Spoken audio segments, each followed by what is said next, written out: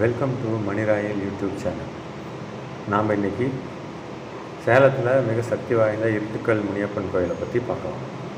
இந்த கோயில் 200 ஆண்டுகளுக்கு மேலே பழமையானதுன்னு சொல்கிறாங்க. இங்கே அந்த காலத்தில் இருந்த நம் முன்னோர்கள் இந்த தெய்வத்தை பிரதிஷ்டை பண்ணி காவல் தெய்வமாக வணங்கி வந்ததாக சொல்லப்படுகிறது. நாங்கள் போனது ஒரு ஞாயிற்றுக்கிழமை, நல்ல கூட்டம் இருந்தது.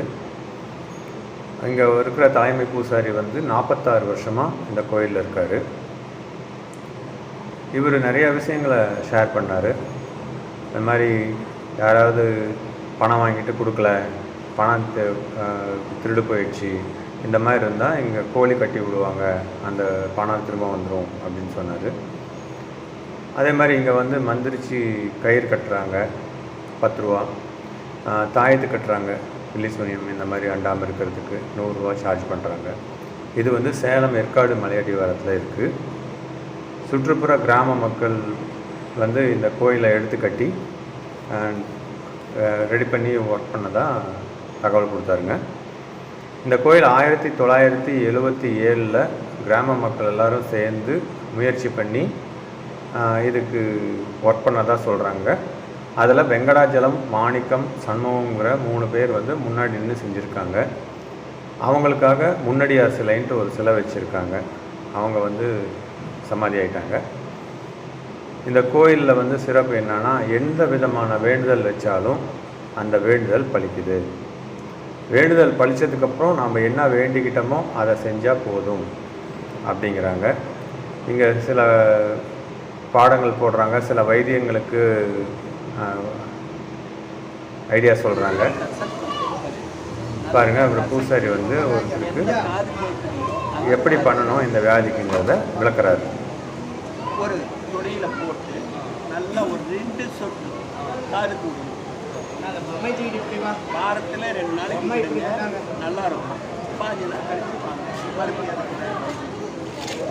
இந்த மாதிரி சின்ன சின்ன வைத்தியங்களுக்கு சொல்கிறாங்க. சில மூலிகை மருந்துகளும் கொடுக்குறாங்க.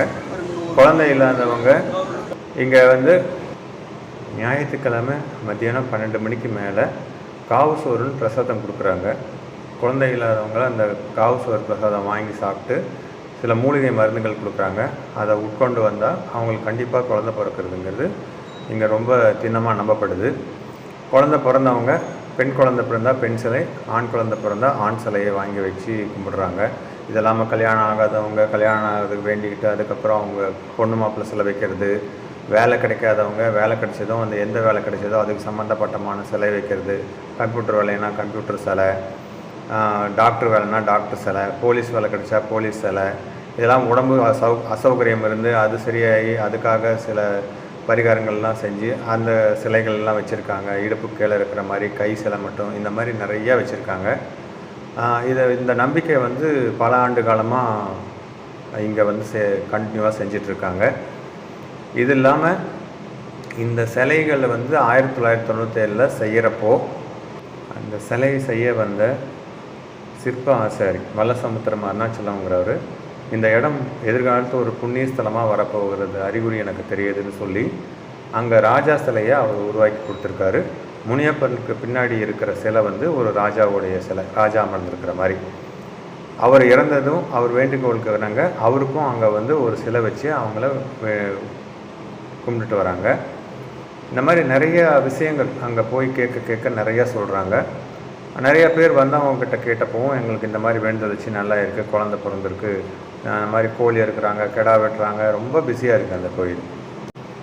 இந்த கோயிலை பற்றி எனக்கு தெரிஞ்ச தகவல்களை இதில் கொடுத்துருக்கேன்.